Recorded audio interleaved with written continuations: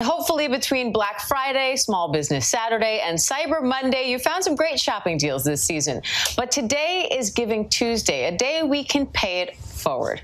It's a generosity movement that has people around the world helping one another since 2012. And this morning, I'm joined by Asha Curran, CEO of Giving Tuesday, to discuss the importance of giving now more than ever. Asha, welcome. It's so great to have you here. Thank you for having me. Walk us through this. How did Giving Tuesday start, and why is generosity so needed right now?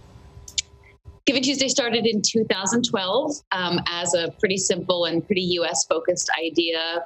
2 days of shopping, Black Friday and Cyber Monday, and then a day to give back in whatever way felt meaningful to any person who engaged in it.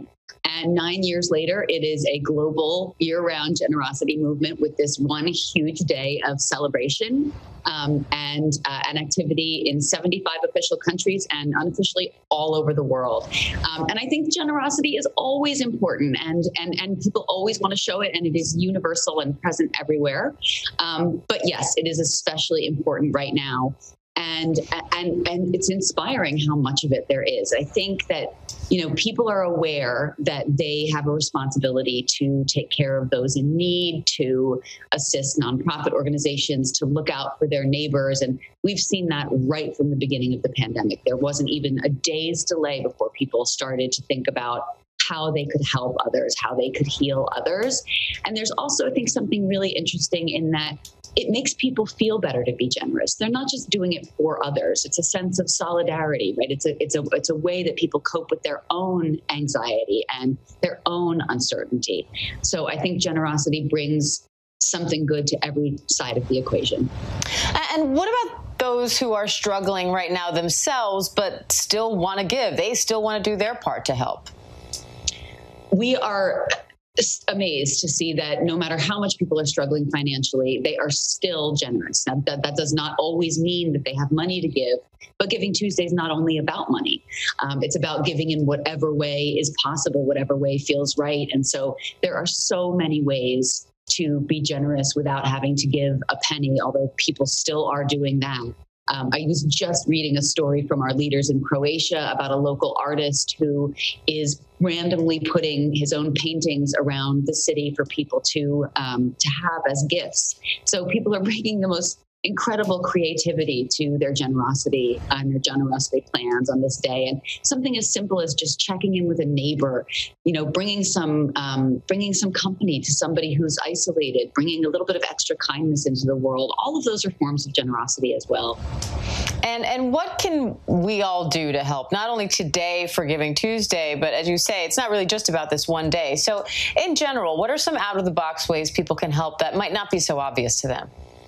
I think that one of the most interesting things that's happened since the pandemic is the emergence of what are called mutual aid networks, which are easy to find in whatever your community is. And if there isn't one that exists, it's a great idea to start one. And what they do is basically utilize existing technological platforms to enable people to get what they need and also to offer what they have. So some people in a community will have extra food and some people will need extra food. Some people will need assistance because they're suffering from certain disabilities, and some will be able to offer that assistance. Some people will need childcare, and some will be able to offer it, right? So finding ways to connect things that people need and things that people have, I think, is one wonderful way that we're seeing. Another one of our communities is setting up little free pantries in her community. So safe, socially distanced ways to set up, little stands that have extra food for people to retrieve as they need. We also see campaigns where people with their families sometimes are writing letters of thanks to first responders and essential workers.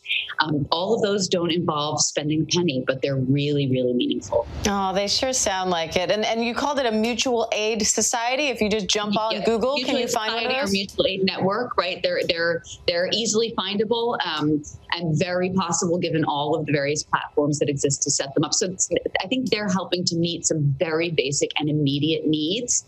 But I would also say, don't forget about the organizations that are arts organizations, culture organizations that are bringing beauty and art and music into people's homes at this time. That's equally healing. So many ways to give, even if you can't write a big fat check. Asha Curran, it's so great to have you. Thanks for those ideas. We appreciate it, and we appreciate your work. Thanks so much. Hi, everyone. George Stephanopoulos here. Thanks for checking out the ABC News YouTube channel. If you'd like to get more videos, show highlights, and watch live event coverage, click on the right over here to subscribe to our channel. And don't forget to download the ABC News app for breaking news alerts. Thanks for watching.